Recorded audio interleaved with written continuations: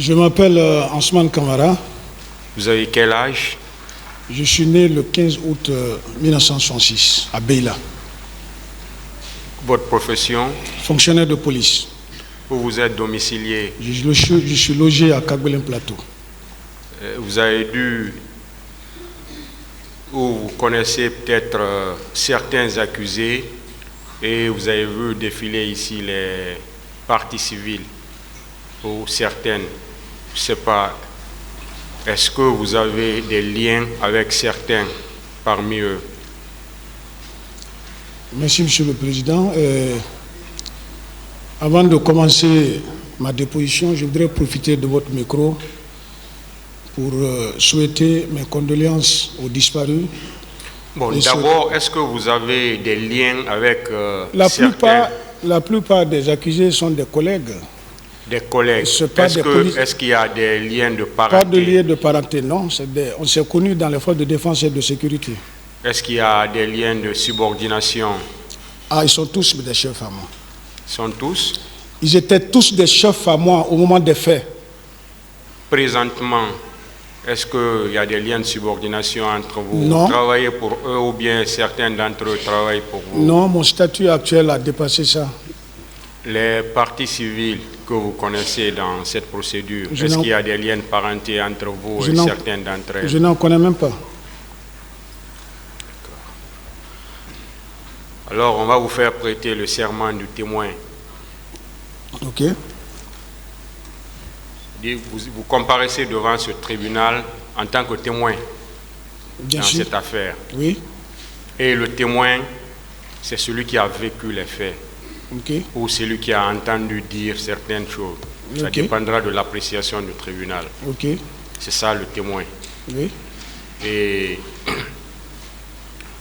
je vous informe également que le faux témoignage est un délit qui est prévu et puni par la loi. Okay. Alors sur ce, vous allez prêter serment sans crainte et ni haine de dire toute la vérité dans cette affaire et rien que la vérité. Sur ce, vous allez lever votre main droite et dire « Je le jure ». Je le jure. Le tribunal prend acte de votre prestation de serment. Vous allez dire alors au tribunal tout ce que vous savez dans cette affaire. Bien. Merci, Monsieur le Président. Comme je disais à l'entame, je voudrais profiter de ce micro dans un premier temps pour souhaiter mes condoléances aux personnes disparues et souhaiter prompt rétablissement à ceux qui sont blessés le jour du 28 septembre et les jours suivants. Pour revenir aux faits, au moment des faits, j'étais le commandant de la CMIS numéro 1 Cameroun, qui était la seule compagnie d'intervention dans le cadre du maintien d'ordre de la police nationale. À la veille du 28 septembre, j'ai été appelé par le directeur général de la police nationale, en ce moment à la personne du commissaire divisionnaire Valentin Abba, qui m'a instruit dans un premier temps de consigner tous les hommes à la base sur instruction d'une réunion qu'ils avaient tenue à l'état-major général des armées, ce qui fut fait. Et le soir plus tard, il m'a dit que la manifestation est interdite, mais après planification, que je devais planifier mes hommes de la cimenterie en passant par l'enseignant jusqu'à la périphérie du stade. La périphérie du stade, les points qui m'ont été indiqués, c'était la Fondis, c'était, comment on appelle, l'Andrea Port, c'était, comment on appelle, la station Oasis et à la Pharma Guinée. Et que l'esplanade du stade et l'intérieur du stade, la porte du stade devait être gérée par la gendarmerie, le groupement de la gendarmerie qui avait pour base à l'enceinte de la mairie de Dixine. Donc la police n'avait rien à voir avec les installations du stade, voire même l'esplanade du stade. Donc, et il m'a été ordonné de planifier les gens très tôt. Donc, à 4 heures, on a fait la mise en place. Sur mes instructions, les chefs de section ont fait la mise en place. Et vers 5h30, moi, je suis sorti pour contrôler l'effectivité de la présence des hommes au poste indiqué. Je suis resté dans cette tournée. Dans les bandes de 9 heures, je devais être du côté de Koza. J'ai été appelé par le directeur général pour me dire, commandant, tu es où? Je dis, ah, je suis en train de contrôler, je suis en haute banlieue. Il dit, ah, laisse tout, viens. Selon les renseignements, il paraîtrait qu'il y a des petits regroupements qui sont en train de se faire au stade. Viens constater. J'ai foncé, je suis venu. Effectivement, il y avait des petits regroupements, mais il n'y avait pas assez de monde. Je lui ai rendu compte. Il a dit non, ça ne se doit pas disperser les. Sans effort, on a parlé aux gens, ils ont quitté. On est allé, on a poussé le dispositif jusqu'à la Oasis, à la station Oasis. Entre-temps, ce que je vous dis là, je suis arrivé là-bas à 9h. Entre-temps, pendant qu'on était là-bas, derrière moi, j'ai entendu la population qui était en train d'applaudir. C'était l'arrivée du ministre Keburo, qui était venu pour sensibiliser. Puisque dans la transition, c'était l'un des officiers, l'un des membres du gouvernement qui était populaire, que la population appréciait beaucoup. Et il était venu dans le cadre de les sensibiliser. Ils l'ont applaudi. Il y avait assez de monde. Le ministre ne pouvait même plus tenir à terre. Il fallait monter sur notre véhicule blindé pour s'adresser à la population, certainement pour leur rendre compte que la manifestation était interdite et que le lendemain, le président avait dit que ça pouvait se tenir. Mais dans ça, je crois, les gens, ça les a permis, ils étaient regroupés un peu partout. Le temps pour le ministre de leur expliquer les contours, ils se sont regroupés, la foule est venue nombreuse, elle était devenue compacte. Et quand c'est comme ça, dans ça, quand ils ont compris que vraiment ils ont récupéré le terrain, certains ont commencé à lancer les cailloux. Un ministre d'État, vous savez, le régime passé, le ministre Keburo était l'un des ministres vraiment les plus importants. Pour sa sécurité, le ministre était en insécurité, pour sa sécurité, sa protection, la descendue du camion blindé pour le protéger et la foule a été dispersée jusqu'au niveau de l'échangeur. On a mis un dispositif là pour stopper. Pendant que moi j'étais à la station, à la pharmacie Manizé, c'est mon adjoint qui m'appelle le dispositif qui était du côté de la Fondis. Il m'appelle et dit, ah mon commandant, je suis face à la crème de l'opposition. Il y a le président Dalin, le président Sidia, Fall et tout le monde. Ah, je dis, ah, pourquoi? Il dit, ah, conduite à tenir. Je dis, non, stop-les. Heureusement, comme le ministre est sur le terrain, il n'y a pas de personne mieux placée à s'adresser à eux que lui. Je suis venu informer le ministre. Il est venu vers eux. Le temps pour le ministre de discuter avec eux, pour leur demander, pour que la manifestation ne se tienne pas, la population a démonté le dispositif qui était derrière du côté de Dixine. Il y avait un autre côté, il y avait un autre groupe du côté de Pharma Guinée. Ils se sont retrouvés sur l'esplanade. Elle était tellement compacte qu'ils sont venus nous trouver. Et le ministre Keburo, le dispositif de la police, les escadrons mobiles qui étaient là, on a tous fui. On est venu attendre à Donka, en face du camp Kamaen.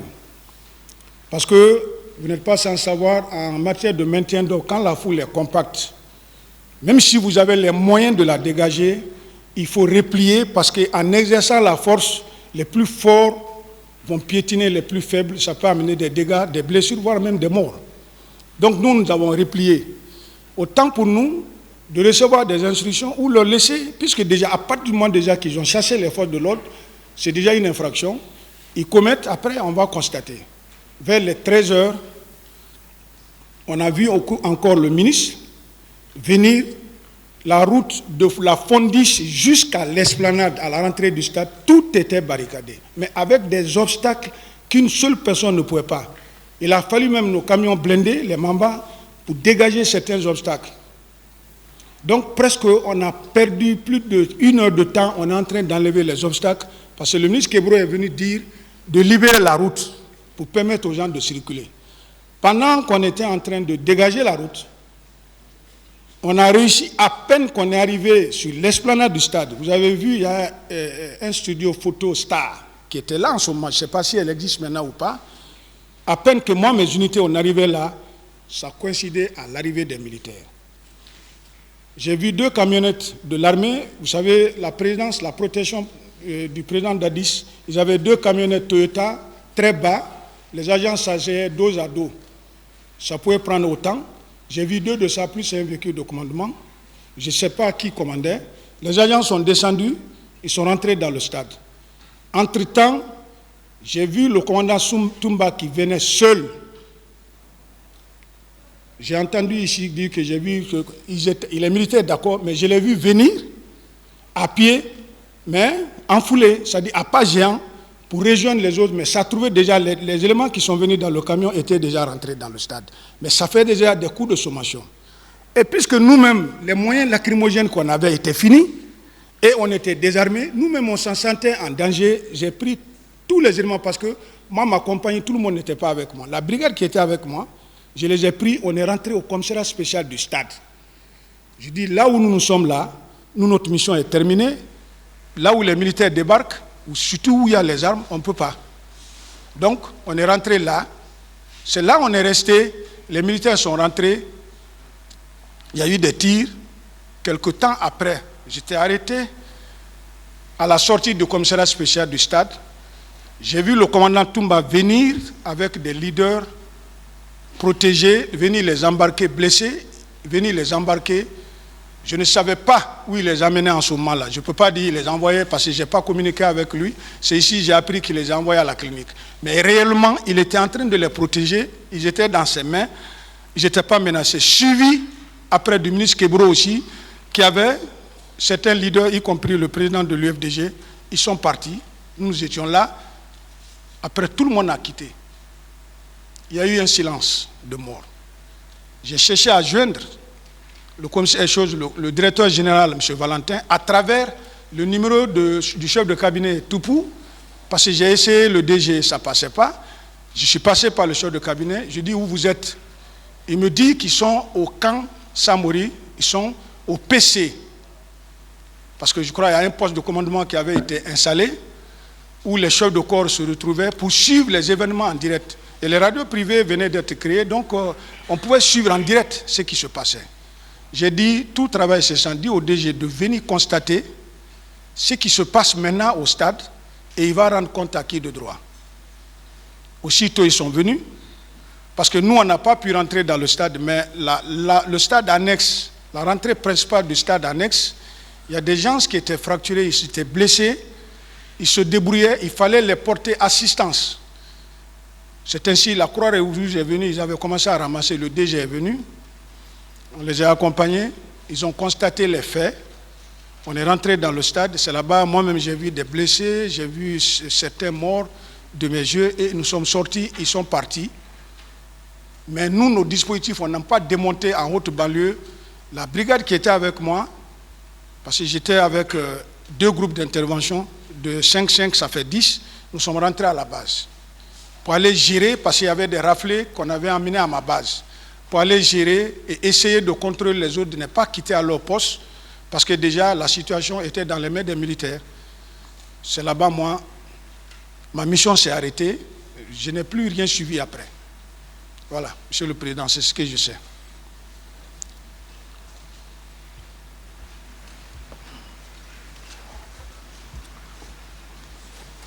Ce jour, vous avez dit, vous avez vu M. Moussa Kiegoro et M. Abouakar Diakité Toumba au stade. Oui, à l'esplanade, oui. À part ces deux, qui d'autre vous avez vu? À part le colonel, le ministre Kebro et le commandant Toumba, c'est après, c'est le général Baldé qui est venu. Lui aussi, il est venu en contrôle. Mais vous voyez, le général Baldé, le niveau qu'ils avaient, le ministre d'abord Kebro était un ministre d'État. En tant que commandant de compagnie, j'étais capitaine. Même pour s'approcher d'eux, ce n'était pas facile. Quand le chef d'état-major de la gendarmerie aussi est venu, il était en contrôle. Je l'ai vu, il voyait la position de ces hommes. Donc, à part ces 3-là, je n'ai vu personne. Et j'ai vu, je m'excuse, j'ai vu Marcel. J'ai vu Marcel, mais il n'était pas aussi... Marcel même était en civil. Vous savez, vous avez été entendu par les juges d'instruction. Bien sûr, le doyen Diawara. Et vous vous souvenez de tout ce que vous avez dit sur lui? Je me souviens. D'accord.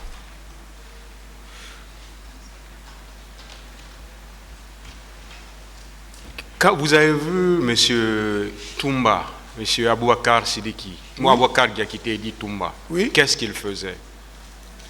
C'est ce que je vous ai dit. Je l'ai vu à pas géant, il cherchait à rentrer dans le stade. Rien. Il était débraillé, sans ceinturon même. Et vous l'avez vu ressortir du stade? Je l'ai vu à la sortie du stade. Cette fois-ci, il avait certains leaders en main. Et ça, c'était dans le cadre de la protection, parce que ceux-ci se lamentaient de douleur quand même. Ça a pris combien de temps? Non? Ça a pris combien de temps? Vous l'avez vu rentrer, vous l'avez vu ressortir? Non, Monsieur le Président, je n'ai pas pu chronométrer. Ce qui reste clair, leur rentrée et leur sortie. Moi, j'étais au commissariat spécial du stade, parce que nous-mêmes, on était en danger. N'importe qui pouvait prendre une balle perdue, parce que déjà, vous savez, l'esplanade du stade est en béton. Et les trucs, il y a les piliers qui sont là sont en béton. Quelqu'un qui tire, même s'il ne te vise pas, la balle peut faire le ricochet. Ça a pris combien de temps? Je ne peux pas vous dire. Désolé, je m'excuse. Vous avez vu M. Moussa Kiegoro à l'esplanade, ou bien vous l'avez vu aussi rentrer dans le stade?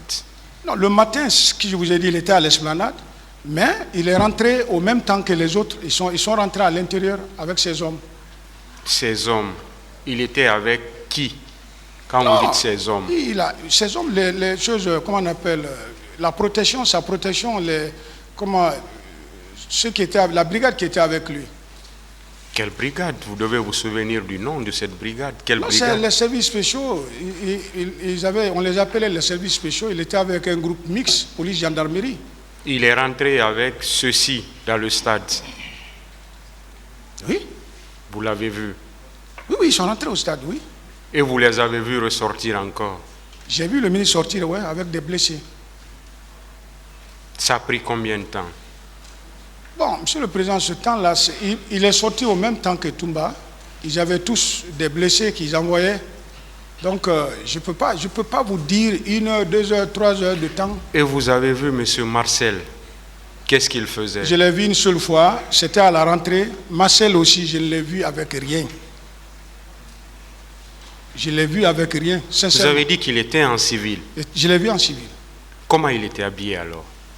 Marcel avait un body, plus un pantalon jean, si je ne me souviens pas. Si je me souviens, crois-moi ce que j'ai. En tout cas, il n'était pas en tenue militaire. Un t-shirt et un pantalon militaire, vous avez dit? Non. Un pantalon, un pantalon jean. Oui, je crois.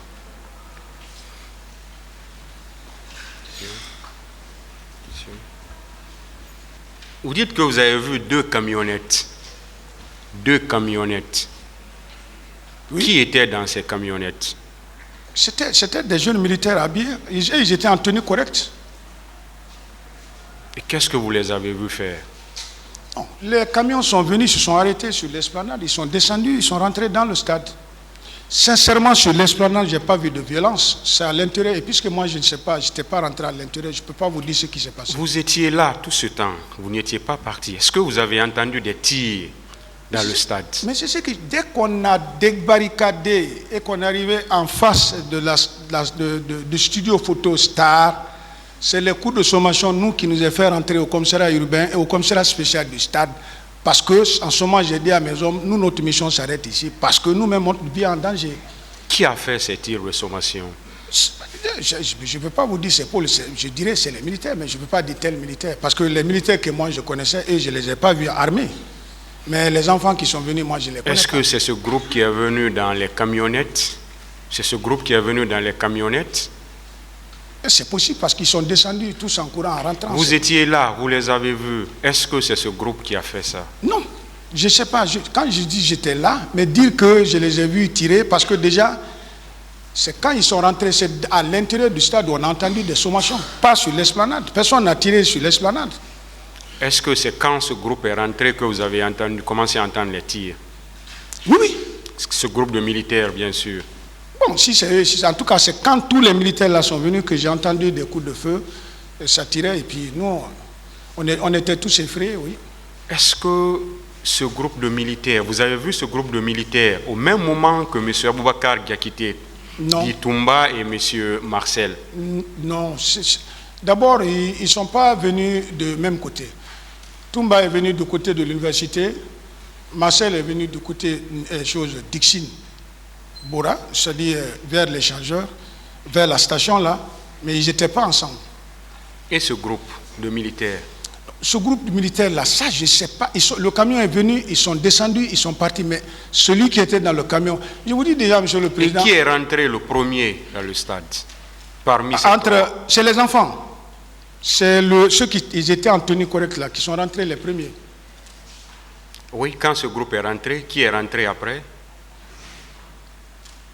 Non, j'ai vu Toumba aller à pas géant, rentrer. Après le groupe? Après le groupe. En deuxième position? Il est rentré en même temps que le ministre. Ils se sont suivis, le ministre Kebro. Marcel, lui, je l'ai perdu de vue sur l'esplanade. Je ne sais pas, je ne l'ai pas vu rentrer, je ne sais pas quelle position il a pris après, non. Mais puisque je le connaissais physiquement, il m'appelle grand frère, donc c'est comme ça que je l'ai reconnu là-bas, oui.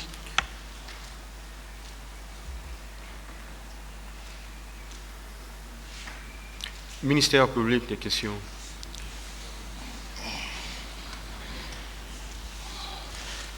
Merci, Monsieur le Président. Merci, honorable assesseur. Monsieur Ansoumane Kamara. Présent. Le ministère public voudrait vous poser certaines questions au regard de non seulement votre procès verbal de déposition des témoins devant pour des juges d'instruction, mais également votre narration faite tout à l'heure devant ce tribunal. Alors, pour commencer, je voudrais savoir si vous confirmez que vous étiez effectivement le commandant de CMS de Kamayenne. Oui, au moment des faits, oui. Au moment des faits. Oui. Et confirmez-vous que c'était la seule unité d'intervention dans tout Conakry? Non, de la police. Il y avait les escadrons mobiles. De la police. Oui, oui. C'était la seule compagnie d'abord, oui. Dans tout Conakry. Oui. Alors, à la veille, oui, à la veille des événements de la manifestation du 28 septembre, oui, quelle consigne avez-vous eu de votre hiérarchie? De votre hiérarchie ce jour?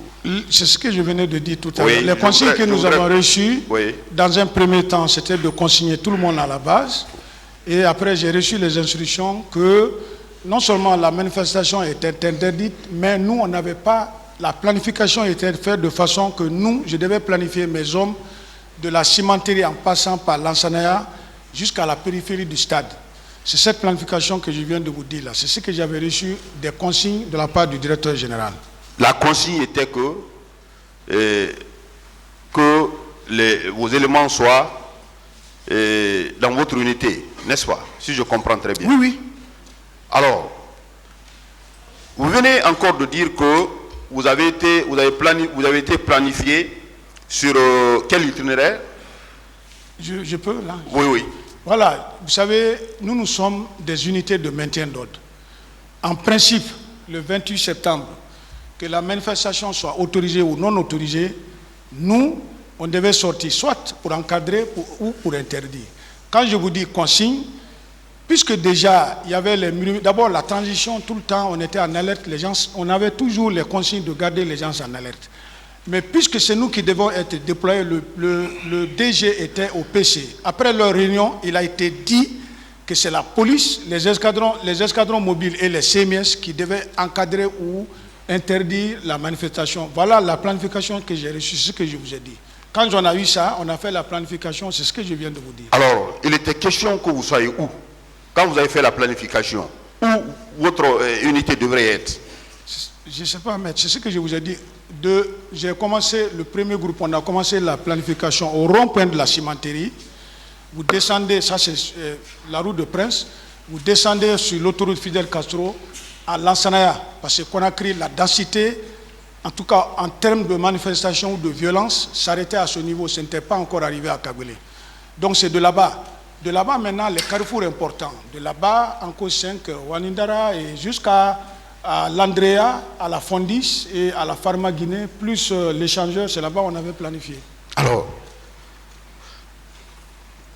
et la gendarmerie, quel était le service qui était habilité ce jour à maintenir l'ordre? Puisque vous avez parlé, vous avez déposé devant le juge d'instruction, devant ce tribunal. Alors, quel était le service qui était habilité à intervenir ce jour? La question là même m'a pas été posée par l'époux de juge, mais je viens de vous dire, les spécialistes en la matière, c'est les escadrons mobiles. Mais je ne peux pas vous dire la planification de la gendarmerie, parce que je ne suis pas gendarme, on n'est même pas dans le même plan, on n'obéit pas au même commandement. Alors que dans votre procès verbal, si vous permettez, Oui. vous avez parlé clairement de services qui devraient maintenir l'ordre. Vous avez dit que c'est le groupement de la gendarmerie basé dans l'enceinte de la commune de Dixine qui était chargé d'interdire l'accès par qui que ce soit.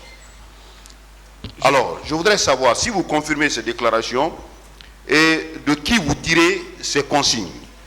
Si c'est le groupement de gendarmerie qui était basé dans l'enceinte du stade, de la commune qui devrait... Je vous comprends. Oui. Je tire de cette source du directeur général. Du directeur général. En principe, en cas de maintien d'ordre, le premier rideau, c'est la police nationale.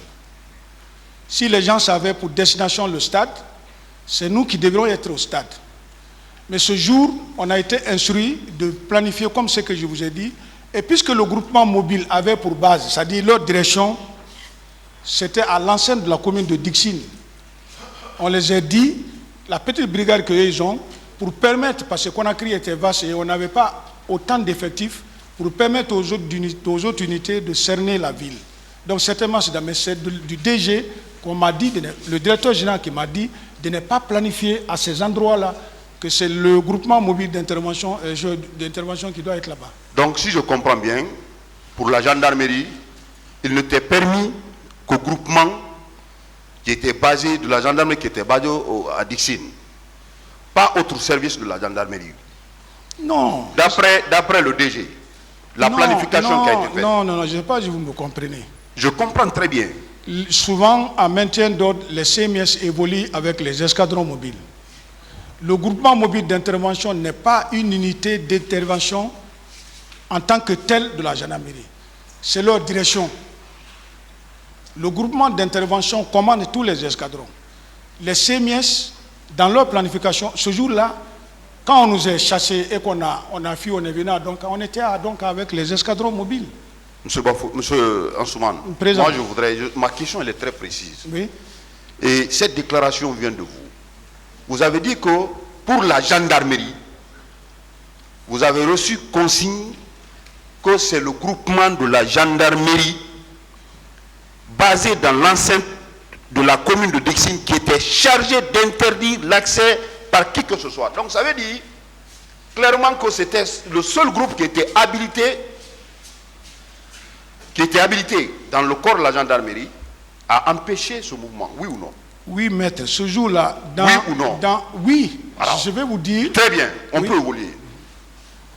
Alors, tirant cette conclusion, est-ce que vous avez appris par le même DG que l'antidrogue de colonel Kegro devrait être planifié pour le maintien d'ordre? Est-ce que vous avez appris ça? Maître, je suis vraiment désolé, j'étais tellement bas que le DG n'avait pas à me dire ça, et puis l'antidrogue ne dépendait pas du DG, le ministre est au-dessus du DG. Ok, donc vous confirmez que c'est le seul service dont vous avez parlé, par rapport à la gendarmerie, qui était seul habilité. On peut évoluer sur voilà, ce je ne sais pas si vous me comprenez. Je vous comprends très bien. Vous avez déjà en me donnant les instructions, oui. Le DG n'a fait que me dire la part de la police. Est-ce que vous comprenez? Mais vous avez parlé de la gendarmerie aussi. Je ne sais pas. Quand le juge m'a posé la question, est-ce que vous étiez planifié sur l'esplanade et à la porte? Je dis non. Ce jour, le DG m'a dit que c'est le groupement d'intervention de la gendarmerie qui devait s'occuper de la porte et de choses. Moi, j'ai planifié de la cimenterie jusqu'à la périphérie du stade. C'est ce que j'ai dit. Okay. Et ça, c'est venu du DG. Vous savez que ces consignes proviennent d'une réunion. Oui, bien sûr. Voilà. Donc, c'est pourquoi le DG vous a répercuté ces instructions. Est-ce que vous confirmez cela? Non, c'est clair. Okay. Quand les chefs de corps se sont réunis, chacun a reçu sa part. On continue. Oui. Monsieur Ansoumane. Oui. vous personnellement, quand votre DG vous a appelé, Oui, qu'il y a des groupes de personnes à la terrasse, oui. arrivés, qu'est-ce que vous avez trouvé? Quelle était l'atmosphère à votre arrivée à l'esplanade? C'était calme, très calme. C'était des petits groupes. On a réussi à les sensibiliser pour dire que c'était interdit. La preuve qu'ils ont trouvé personne de quitter. Et ces gens-là ont quitté. C'était très calme. Ça, c'était à 9h. Il n'y avait pas de problème. À quel moment colonel Keburo est venu vous trouver sur les lieux? Le ministre, si je me souviens, c'était entre 11h30 midi. Il était seul? Donc, une personnalité ne peut pas se promener Non, je seule. voudrais savoir s'il était seul. Il était avec sa protection. Je sais pourquoi je pose cette question. Je voudrais savoir s'il était seul ou il était en compagnie de ses éléments. Il était avec ses éléments. Avec ses éléments. Oui, Quelle a été son attitude quand il vous a trouvé à cet endroit? Au stade, Au stade. très pacifique. Des consignes et sensibiliser pour dire aux gens que c'est interdit. Donc, spontanément, vous savez, la foule, une foule calme peut spontanément se transformer en foule hostile. C'est ce qui est arrivé ce jour. Okay. Je reviens sur, puisque vous n'étiez pas à la Fondis, c'est colonel Keburo qui était à la Fondis, ça a été débattu longuement ici, et il a échangé avec les leaders, ils ne se sont pas compris. Vous avez été appelé par votre directeur, votre adjoint, qu'il était en contact avec les leaders, mais ils ne se sont pas compris. Alors, vous avez parlé, étant au stade de l'arrivée de 2 camionnettes. 2 camionnettes à bord desquelles il y avait des militaires. Je voudrais savoir, c'était des policiers, des bérets rouges, quel corps était à bord de ces 2 camionnettes? Non, maître, c'était des bérets rouges, c'était la protection présidentielle. C'est eux qui avaient ça. C'était des bérets rouges. Oui, oui. Et ils étaient très nombreux. 2 camions, le contenu de 2 camions, est-ce que ce n'était pas une section? Je ne connais pas la composition. Ils s'asseyaient dos à dos là. Voilà, c'était 2 de ça. Alors, à quel moment, puisque vous étiez présent, commandant Toumba est arrivé, il est venu avant